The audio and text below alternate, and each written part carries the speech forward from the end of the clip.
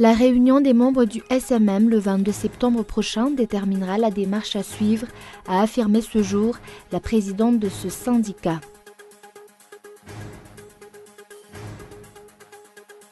Madagascar n'est pas éligible à exporter le lait.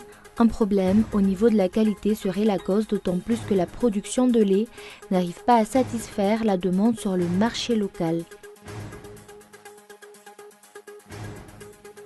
Un engin explosif a fait 22 blessés ce matin dans le métro de Londres. Des personnes ont été brûlées, d'autres ont été blessées. La police britannique enquête sur un possible acte terroriste.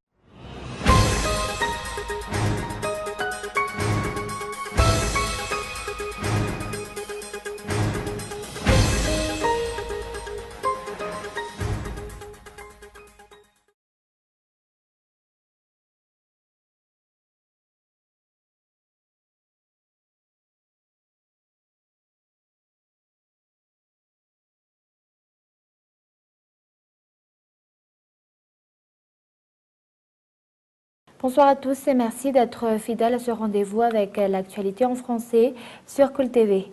À la une, la réunion des membres du SMM le 22 septembre prochain déterminera la démarche à suivre, a affirmé ce jour la présidente de ce syndicat. Aucun rapprochement, aucun dialogue et aucune explication n'a eu lieu entre le SMM et le ministère de la Justice. La corde est tirée par les deux bouts. Reportage de Feizo Rafali. Réponse du SMM au syndicat des magistrats de Madagascar au ministre de la Justice et garde des Sceaux Rassoulou Elise qui a affirmé hier que certaines revendications peuvent être satisfaites tandis que d'autres non. D'après les explications de la présidente du SMM, Fanir Souirnev, les revendications comme le respect de l'état de droit, l'indépendance de la justice et l'éradication des pressions politiques ne sont pas négociables. D'après Fanir Souirnev, présidente du SMM, nous avons demandé à ce que la loi qui dispose sur la subordination hiérarchique soit bien encadrée. Quel ordre doit être reçu ou édicté? Est-ce un ordre légal ou abusif? Ces revendications sont non négociables, mais le dialogue social peut être négocié. En attendant l'Assemblée générale, nous attendons la seconde rencontre avec la ministre et nous ferons un rapport à l'Assemblée générale. Quelles sont les revendications qui seront satisfaites? A-t-elle avancé? Le syndicat adoptera une autre posture en fonction de la réunion du 22 septembre prochain. Jusqu'à maintenant, aucune grève n'est en vue si les responsables ne comptent pas sur leur position. Outre ces revendications, le SMM est en gestation d'un circulaire qui déterminera les attributions de chaque responsable au sein de la justice. Et en attendant, le syndicat attend toujours un dialogue ouvert avec le ministère de la Justice. Et actualité économique, Madagascar n'est pas éligible à exporter le lait. Un problème au niveau de la qualité serait la cause, d'autant plus que la production de lait n'arrive pas à satisfaire la demande sur le marché local. Reportage de Mian Tarangianev. Exporter du lait, Madagascar n'est pas encore à ce stade. Madagascar n'arrive pas à satisfaire les exigences de qualité exigées sur le plan international.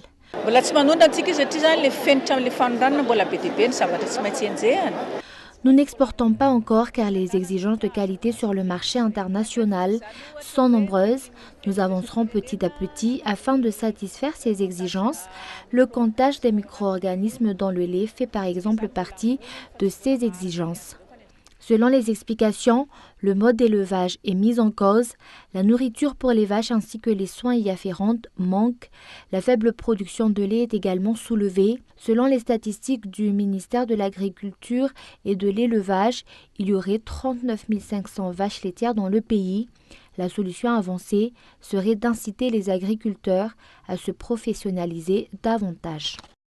Mais également dans l'actualité de ce jour, des feux de brousse ont eu lieu dans le parc d'Issal l'après-midi du mardi dernier, consumant tout sur son passage. Ce feu de brousse présente un impact écologique négatif, même si certains se veulent rassurants en affirmant que les sites du parc d'Issal n'ont pas été touchés par le feu.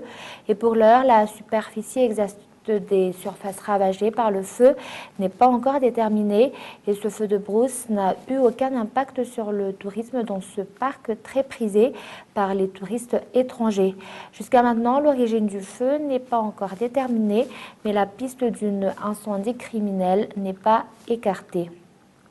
Et actualité sociale, les mineurs sont protégés par les lois contre les violences sous toutes ses formes, mais cela n'empêche pas ces mineurs d'être victimes de violences à la fois physiques et morales. Reportage. Les mineurs font l'objet d'une protection particulière par la législation en vigueur. À titre d'exemple, la prostitution de mineurs et l'incitation au mariage précoce sont interdits par la loi, mais ces interdictions ne sont pas palpables au niveau de la société. Permettez-moi de citer juste quelques données issues des dernières enquêtes nationales pour illustrer mes propos. Le travail des enfants touche un enfant sur 4. Le mariage ou l'union des enfants touche presque une fille sur 2. Et la grossesse précoce, une fille sur 3 à Madagascar. Par ailleurs, 14% des filles de 14 à 19 ans disent avoir été victimes de violences sexuelles et l'exploitation sexuelle d'enfants reste une triste réalité. Les résultats positifs des forces de l'ordre ne sont pas palpables. Seulement 143 mineurs dans Madagascar subissent des violences pendant toute l'année 2016.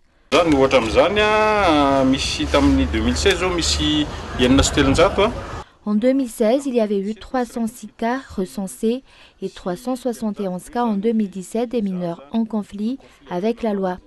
Il y avait eu 172 victimes pour cette année et 143 l'année dernière. Comme toute affaire, s'il y a une plainte, nous faisons une enquête, puis on transmet au tribunal. Les cas sont nombreux, comme les viols. Par ailleurs, les mineurs comme les adultes ignorent les droits des mineurs. De plus, des auteurs de ces actes répréhensibles s'en sortent facilement grâce aux arrangements. Une section affiliée à la protection des mineurs a été mise en place ce jour au sein de la gendarmerie nationale au Tobratsi-Manjave. Actualité culturelle, le Nouvel An malgache sera célébré le 22 septembre prochain. Cette célébration respectera les us et coutumes malgaches. Reportage. Le 22 septembre prochain sera célébré le Nouvel An malgache. Les festivités auront lieu dans les régions Analamang et Vaknakarach. Ny alarobia dia efa misy cérémonie any Betaf. Dès mercredi prochain, une cérémonie aura lieu à Betaf pour demander la bénédiction des anciens. Après cela, il y aura des festivités dans la région Vaknakarach. Officiellement pour la province d'Antananarivo, des festivités auront lieu à Ambohimanga. Et misy ny fiara-misakafo eny Ambohimanga any amin'ny tranobe any Merina. Lors de cette célébration, une stèle pour les organisations de la société civile sera inaugurée à Antananarivo. Cette célébration du Nouvel An malgache a pour but de mettre en valeur la culture malgache. Et place aux actualités internationales, un engin explosif a fait 22 blessés ce matin dans le métro de Londres. Des personnes ont été brûlées, d'autres ont été blessées. La police britannique enquête sur un possible acte terroriste. Reportage de France 24. Ce seau, placé dans un sac isotherme, pourrait être à l'origine de l'explosion. Sur cette vidéo amateur, les flammes sont encore visibles. Il est environ 8h20 à Londres, en pleine heure de pointe, quand une détonation retentit dans cette rame de métro. Selon des témoins, de nombreuses personnes seraient brûlées au visage. Il y a eu un fort bruit. J'avais un écouteur, je me suis tourné et j'ai vu une sorte de flash. Puis de la fumée et des hordes de gens qui fuyaient dans ma direction.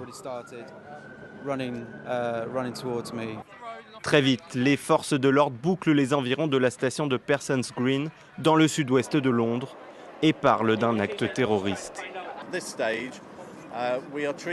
À ce stade, nous traitons cela comme un incident terroriste et les services de contre-terrorisme de la police métropolitaine prennent en charge l'enquête.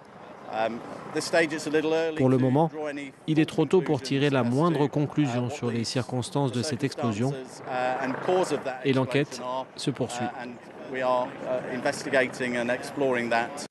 Londres a déjà été la cible de plusieurs attaques ces derniers mois, qui ont fait 36 morts. Et la Corée du Nord a procédé ce vendredi matin à un nouveau tir de missile au-dessus du Japon, le deuxième en un mois.